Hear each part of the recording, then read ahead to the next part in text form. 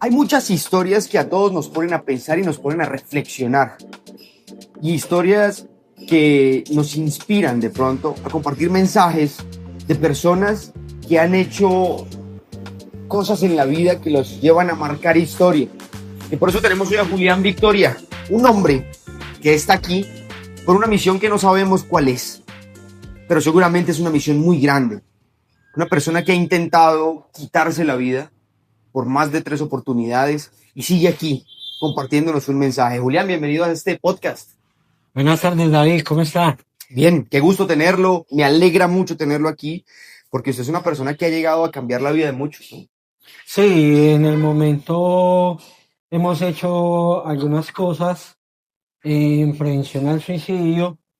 Estoy en un proyecto en este momento, precisamente sobre eso, basados pues en mi experiencia personal y, y también porque algunos amigos también se han suicidado. Tengo varios amigos que han tomado esta decisión. Eh, yo más que una decisión creería que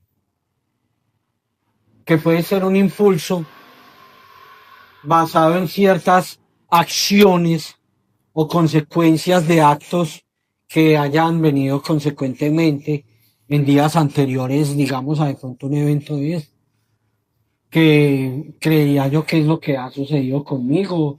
No sé de pronto en las demás personas que lo han hecho y lo han podido concretar, creería yo que también han pasado por algo muy similar. Entonces, desde el año pasado vengo como con un proyecto en la cabeza y aparte, pues, en la escena a la cual pertenezco, que es el hip hop, hace algunos años venimos realizando un evento que precisamente es para prevenir el suicidio acá en la ciudad, ya que la ciudad es una de las que tiene el porcentaje más alto de suicidios a nivel nacional. La gente dice hablar de tristeza, hablar de depresión, ¿cómo lo hacen si no lo han vivido? Hay gente que se atreve a decir, no, póngase feliz y cree que con eso ya la gente que tiene depresión se va a poner feliz. Hablar de suicidio, gente que no lo ha vivido, usted lo ha vivido en carne propia y no han sido intentos pequeños, ¿no? Han sido experiencias fuertes. Sí, de hecho, el primer intento fue un disparo en la cabeza con un arma de fuego. Me la introduje dentro de la boca y me disparé. De hecho, por eso mi habla no, mi habla o mi voz no es perfecta. Pero ese disparo no le comprometió nada, solamente el habla.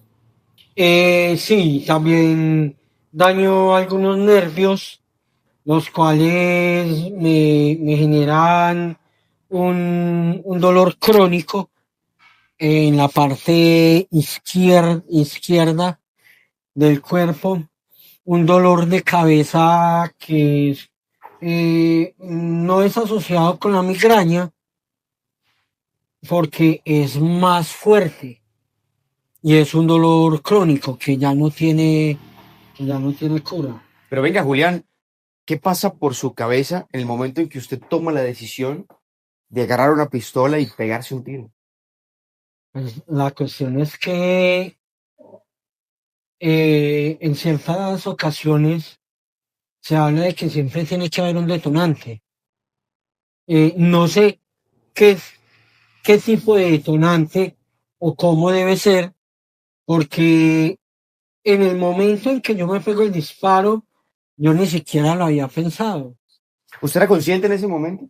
Sí, estaba un poco alicorado y también había consumido algo de droga, porque pues también tengo un problema con eso. O sí, ya hace algún tiempo no consumo por el tratamiento el que llevo. Pero ese día sí, había consumido, estaba licorado, ya era de madrugada, recuerdo, estaba con mi sobrina, el novio de mi sobrina y unos amigos. pero fue como de repente, o sea, Un no, impulso. sí, Llegó. un impulso que, y se Era me un- metió la idea, se me Pero estaba metió. triste, estaba preocupado. ¿Qué estaba viviendo en ese momento? Yo ya venía desde hacia unos días atrás como pensativo en que estaban pasando muchas cosas por esos días, estábamos en plena pandemia, de hecho ya llevaba algún tiempo de estar separado con mi esposa, pero no era como una tristeza que profunda y que yo dijera, estoy triste, estoy deprimido, me quiero hacer daño o me quiero matar. No, o sea, era como un estado de ánimo bajo dentro de lo normal. Una tristeza, Ajá, cualquiera. exacto, sí. Pero ese día ya alictonado y eso, no sé, de un momento a otro se me... Se nubló todo. Sí, ¿Y y cómo tenía debido, acceso usted al arma? el arma es del dueño de la casa, que es parcero mío desde hace muchísimos años. Entonces yo tengo conocimiento de quién la posee. Lógicamente el arma tiene sus documentos y eso. Yo sé o sabía en el momento en donde la guardaba él. De También él hecho, estaba borracho. Se sí, aprovechó que todos estaban en su alicurados, rollo. sí. Pero yo un momento antes sí le había dicho a él, le dije, hey, préstame la pistola, yo quiero hacer un tiro al aire, estoy como estresado, le dije. Entonces él me miró y me dijo, disparo al aire, no, usted está mal, me dijo, ¿qué pasa? Porque yo no soy persona de hacer ese tipo de cosas. Me dijo, si se siente mal, hablemos, venga, cuénteme qué pasa, usted está raro. Entonces yo le decía, no me eché, yo estoy normal, simplemente estoy como estresado. Bueno, pasaron más o menos unos 10 15 minutos y yo dije, pues si yo sé dónde mantiene el árbol. Entonces yo fui y la saqué. Miré que en el proveedor habían balas, monté el proveedor, prendí un cigarrillo y me fui directamente a la cocina donde no había nadie. Y recuerdo que di dos flores al cigarrillo, monté el arma, la puse en la boca y ¡pum! Y hasta ahí se acuerda. No, yo no quedé inconsciente de inmediato. Yo sentí como el boom y quedé como con un bi, como aturdido. Y caí arrodillado al piso. Solté el arma y en ese momento entró mi sobrina. Cuando ella me vio, yo dije, voy para donde su mamá. Y Me ahí cansó a sí tener pensamientos. me empecé como a desvanecer. Recuerdo también que como en uno de sus recuerdos íbamos en el taxi. Y recuerdo que me decían, no se duerma, no se duerma. Pero yo ya no era como capaz De de estar consciente. respirar ni eso. Y ya no sentía el cuerpo. Luego recuerdo que ya estaba en el hospital y yo veía luces que pasaban rápido. Y escuchaba voces que hablaban como por allá, como con eco. Y ya luego recuerdo que sentí unos corrientazos en el cuerpo, como cuando uno se pega y un tomacorrientes.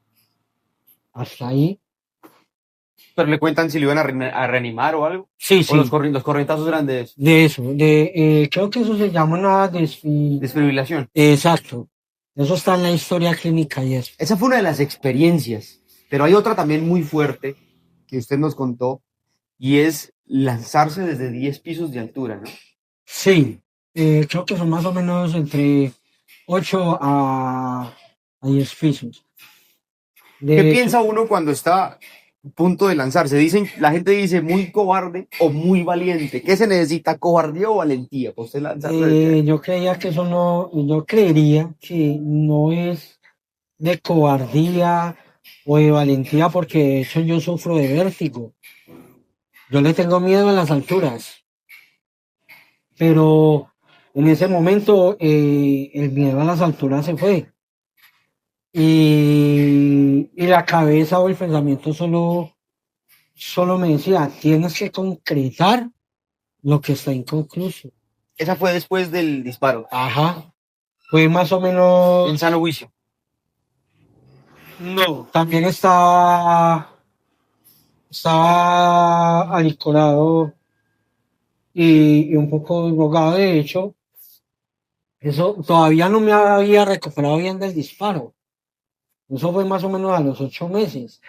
Yo todavía estaba en hospitalización en casa, pero el estar como estaba en ese momento, porque yo no podía comer bien, yo tenía que comer licuados, yo no hablaba bien, a mí no se me entendía lo que yo hablaba. El orificio del paladar era mucho más grande de como lo tengo ahora. Eh, y yo solamente pensar en que no podía comer bien, no dormía bien, el dolor, el tener este orificio, eso, O sea, se sumó con el divorcio, con el eh, disparo, con la tristeza. Aparte de eso, uno quedar pues tan afectado. Pues sí, uno lo piensa, ¿no? Pero en el momento de estar usted parado 10 pisos, ¿usted cómo toma ese momento? ¿Usted no se arrepiente, no dice, no, mejor no? es que es algo que es inconsciente. Cuando uno está en ese momento, yo diría que está en un trance. Uno no está como una persona coherente. Uno simplemente está enfocado en lo que va a hacer. Y ya, uno no piensa en más nada. Uno no piensa que la familia, que los hijos, que va a pasar si no logro suicidarme, no. No pasó por Eh, su mente, su hija. no, para nada, porque como te digo, uno entra como en un trance donde uno deja de ser una persona. Y algo que yo he hablado mucho con las psiquiatras que han llevado mi caso, con personas con las que he hablado acerca de mi caso, es que en el momento que uno pueda evitar que una persona se suicide, lo primero que uno no debe hacer es decirle, piense en sus hijos o piense en su familia, porque sería estar diciéndole algo incoherente porque esa persona no está entendiendo. En ese momento esa persona no está siendo coherente. Está cegada. Exacto, está en un trance donde solamente tiene, digámoslo de alguna manera, un objetivo. O por lo menos eso ha sucedido conmigo. Y creería yo que ha pasado con muchas personas más que de pronto lo han logrado. De pronto también tengo conocimiento de personas que de pronto se hayan también salvado de un intento importante, pero que han quedado mal. Eh, yo en este momento agradezco mucho que yo aparentemente estoy bien. Es que la primera vez que lo vi, que usted me contó su historia, yo no creía que usted hubiera hecho lo que ha hecho. O sea, usted se ve como una persona normal, no se ve con ninguna discapacidad. De hecho, eso me ha generado algunos percances porque, digámoslo de alguna manera, yo desde muy pequeño, desde muy joven, He sido una persona como fuerte, de no mostrar debilidad hacia otras personas, de no quejarme, de no decir siento esto, pienso aquello. O sea que lo que usted hizo no se le pasó por la cabeza a nadie. Nadie No, se lo esperaba. no. De hecho, cuando me pegué el disparo, mi familia no creía que había sido yo, ni muchos amigos que no estuvieron en el momento. Y hablaron con la fiscalía y el 7I que debían investigar, que ¿Qué había pasado? porque yo no pude haberme pegado el disparo. Hubo una investigación, claro, y el amigo mío, el parcero, presentó los documentos del arma, y todo eso, pero lógicamente como yo estuve en coma cierto tiempo, el único, digamos, que podía como desenredar esa fiola de ese caso era yo. Y fue algo complicado y de hecho a ellos, mi familia y a muchos amigos todavía les parece increíble. ¿Y eso hace cuánto fue? Eso fue el 18 de diciembre del 2020, Es hace reciente. 4 años 5 años, Ya va a sí, cumplir 5 años. sí, en pleno diciembre. Pero su recuperación fue muy rápida. De alguna manera sí. No sé si es un don o qué, O una pero misión que siempre, tiene. pero siempre he sanado muy fácil. Esas dos me parece a mí que son las más difíciles, ¿no? De entender a veces. Pero me enteré de otra con medicamentos. Sí, esa fue hace más o menos 2 años, creo, antes de iniciar todo este tratamiento bien como debe ser. Ya me habían medicado, medicamentos psiquiátricos, pero no me podían hospitalizar porque mi estado físico no estaba como para que me tuvieran en una clínica mental, porque no había quien tuviera esos cuidados conmigo, porque debían hacerme curaciones por la comida, porque tenía que comer licuados, tenían que estar muy pendientes de mí todo el tiempo, de que no me ahogara comiendo, de muchas cosas. Entonces la clínica a la cual pertenece, digamos, mi EPS en ese momento, dijo, no podemos hospitalizarlo, sabemos que sí es necesario, que es urgente, pero no No hay nos, cómo. exacto, por mi estado de salud físico. Entonces, cierto día, pasó igual.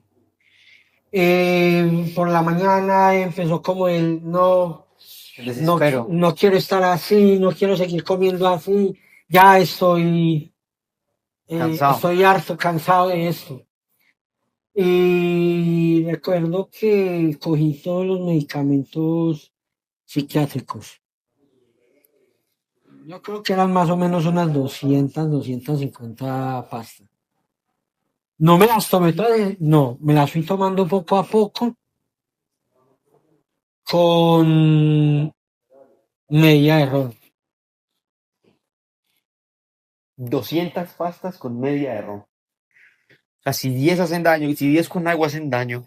Sí, pero ¿cómo te parece que no sé qué es lo que pasa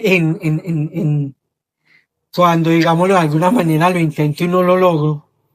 Como en medio de mi subconsciente, yo salí de la casa, tomé un taxi y resulté en la clínica.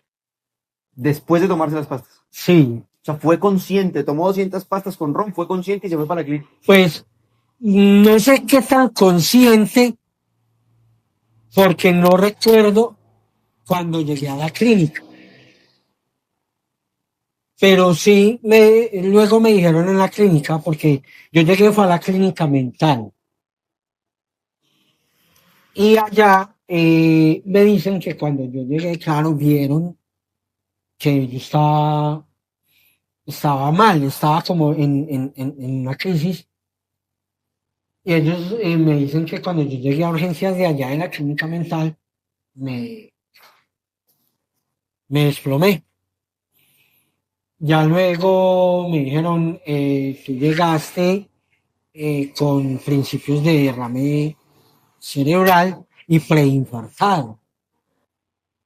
Nos parece increíble que hubiéramos logrado estabilizar y verte ahora como estás.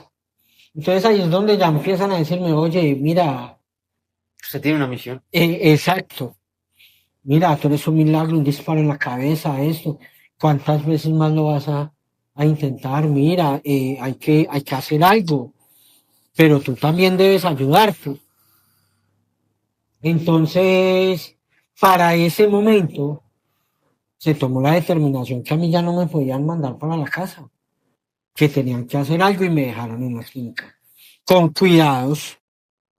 De hecho, digámoslo de alguna manera, los que estaban conmigo como en esa área de esa clínica, algunos se preguntaban el por qué me cuidaban tanto y por qué tenía yo tanto cuidado con enfermeras, con los psiquiatras, con las psicólogas.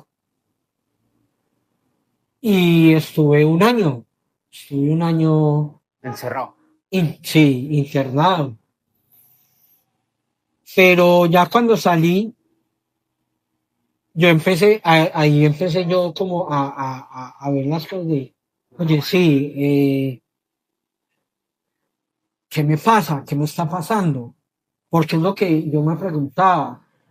Yo me decía, pero si yo no vengo pensando en lo de días anteriores, porque es que digámoslo, la delicadeza de mi diagnóstico es ese, que yo puedo estar aquí bien contigo en este momento y salir de acá y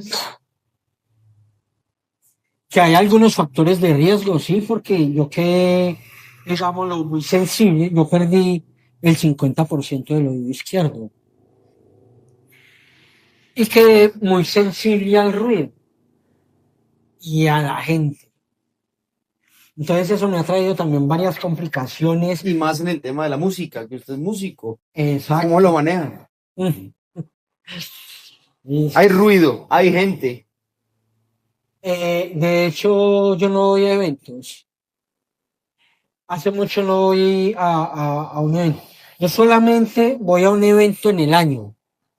Y es porque soy uno de los organizadores de ese evento. Que es el del hip hop. Del Hip Hop por la Vida. Precisamente se hace en prevención al suicidio. Yo empecé a ser parte de este proyecto desde el año pasado, por mi experiencia. Pero es muy duro y eso me ocasiona a veces, digámoslo, recaídas con la depresión, porque es muy duro no poder ir a eventos donde hay mucha gente, cuando es algo que me gusta, que me apasiona, que amo, porque desde que tengo uso de razón soy rapero y ha sido muy teso, ha sido muy teso. Esa es su forma de vida, así se gana la vida. No, no, no, no. No, yo trabajo en una empresa. De hecho, yo trabajo en un call center. Y Lleno de eso, gente sí, exacto, y ruido. y ruido. Y eso me descompensa totalmente. Aparte, yo escucho voces todo el tiempo, como susurros. O sea, tú y yo estamos acá y sabemos que hay gente afuera hablando, igualito, así, pero todo el tiempo. Así yo esté en una habitación ¿Pero solo, esas voces le dicen algo? no entiendo qué dicen. Sé que son voces. Y el pensamiento de suicidio, ese sí es constante todo el tiempo. Ese pensamiento está ¿Cómo acá. lo combate? Uy, eso sí que es complicado y duro. Porque yo trato de distraer la mente con, con, con otras cosas. Pero a veces es contraproducente porque me excedo. Entonces ya empieza tanto lo mental como lo físico, y ahí es donde a veces tengo recaídas fuertes. Yo me apoyo mucho en mi esposa y mi hija, porque gracias a Dios en todo este proceso, mi esposa ha estado ahí, digamos, nos reconciliamos y eso, porque el amor entre ella y yo nunca murió. La separación de ella y yo fue por otros motivos. Pero ella, a raíz de ver la lucha que yo he tenido, de el esfuerzo que he puesto, la perseverancia, sé que para ellas no es fácil, ni para mi hija, ni para mi esposa. Mi hija, que es la que me acompaña permanentemente, que de pronto mi familia, mi mamá, mis hermanos, mis sobrinas, que de pronto permanecen como con ese miedo y yo también permanezco como con el miedo de que en algún momento ese pensamiento logre ganarme, porque ese pensamiento empieza a decirme, oye, tienes algo inconcluso, tienes algo que terminar, pero también en lo que yo he estudiado acerca de mi diagnóstico, aparte pues de la ayuda de los psiquiatras y eso, yo me he interesado en mi enfermedad tratando de entenderla para poder empezar como a saberla llevar. No ha sido fácil porque pelear con esto todos los días es teso, créeme que es muy teso, David. ¿Qué le hubiera gustado o qué le faltó tener en esos momentos antes de estos intentos? El apoyo de un familiar, de un amigo. ¿Qué cree usted que en ese momento le faltó para que no llegara a ninguno de estos episodios? Sí, una compañía, alguien de pronto al lado, no que me hablara, porque muchas veces uno ni necesita que le hablen porque como te digo, eso es como un trance en el que uno entra. Pero sí por lo menos una persona que esté a tu lado, que te haga sentir acompañado, que te dé un abrazo sin necesidad de decir una palabra, pero que tú sientas que Que ahí hay está. alguien ahí. En algún momento en una charla, eh, alguien me preguntó, oye, pero es que no hablar, uno no sabe ni qué decir con una persona que está como en una situación de esas. Y yo le dije, no, es que no es necesario decir algo, Estar ahí. simplemente estar ahí.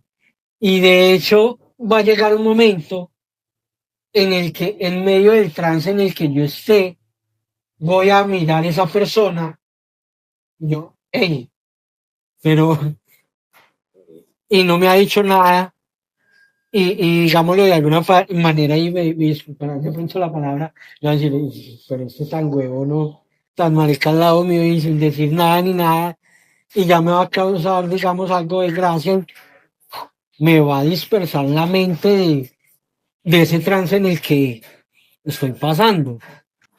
Porque va a llegar el momento en que yo le digo, oiga, ¿qué piensa, huevón? ¿Qué pasa esto?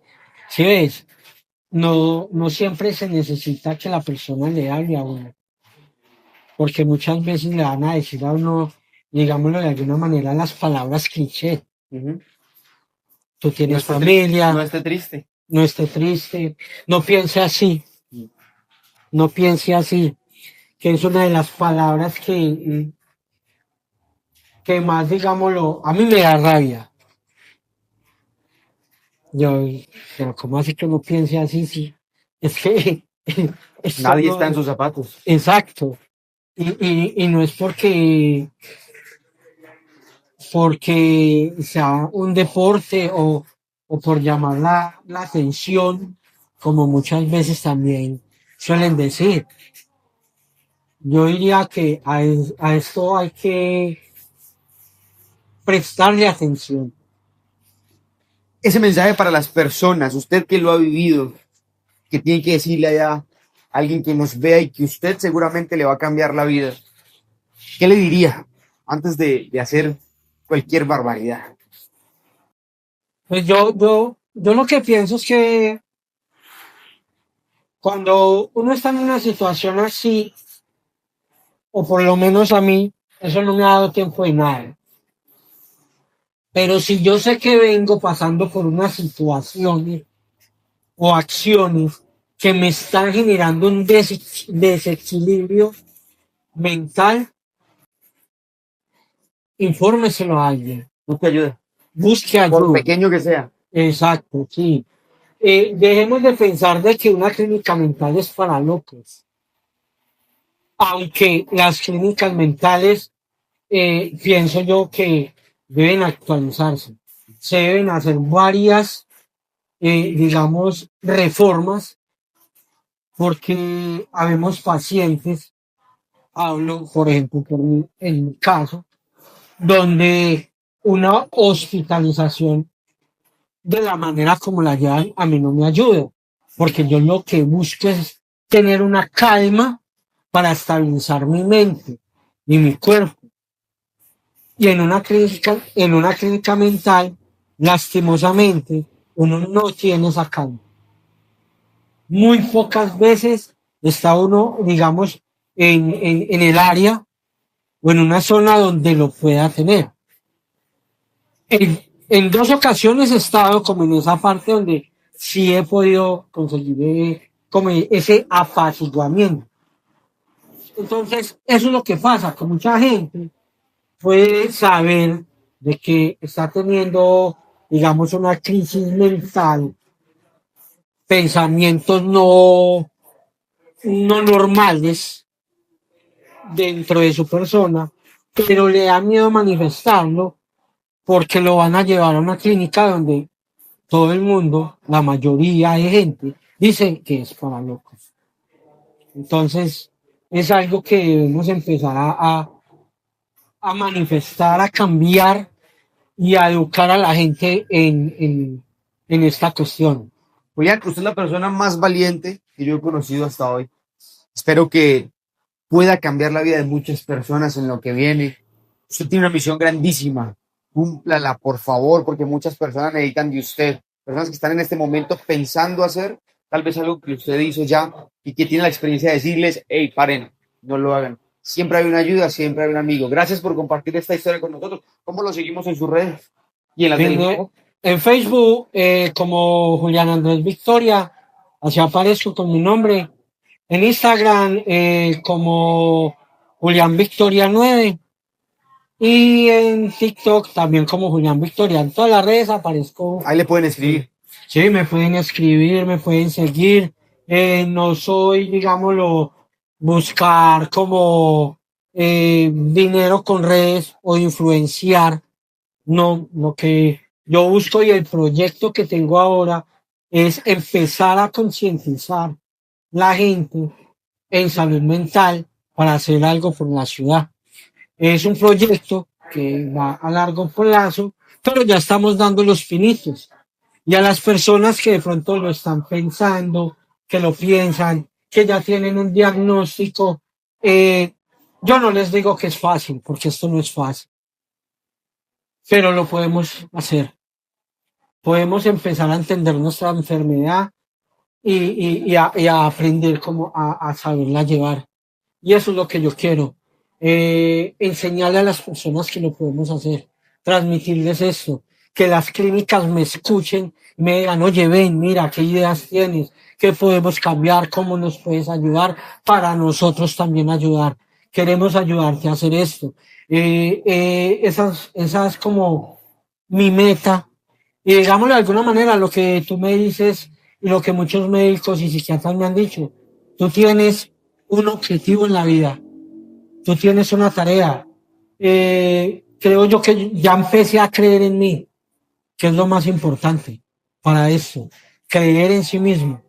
Ya creo en mí, creo en que lo puedo hacer y creería yo que en este momento, como ese objetivo es el que me está llevando a, a donde estoy ahora, que hace 18 meses no tengo un intento o una recaída en el alcohol o las drogas, nada, he estado, sí he tenido recaídas normales que conllevan pues la depresión y la ansiedad, pero el resto todo, Controlado. exacto. Ya saben, ¿no? Si necesitan alguien con quien hablar, aquí está Julián, que tiene toda la experiencia y le puede decir a usted, hey, alto, hay ayuda, se pueden hacer cosas. Julián, gracias por compartir su historia, por compartir este momento. Mano, mi admiración. David, muchas gracias a Usted es usted. el hombre más berraco que yo conozco. Cambie muchas vidas, seguramente así va a ser. Y a ustedes, muchísimas gracias por acompañarnos hasta aquí. Nos vemos en un próximo capítulo del Papucast. Chao. Muchas gracias, weón, de verdad, por aceptar la invitación, por abrir su corazón y su alma y contarnos esto, hermano, y no para adelante. No, y es que la idea es lo que yo le digo, Tú tienes cambiar que cambiar muchas vidas. cosas, Esa es su misión, cambiar muchas cosas de la salud mental. ¿Sabes qué? Otro marica, con una de las que usted ha hecho se va. Es Con que una. Usted tiene la misión de cambiar vidas. ¿Sí?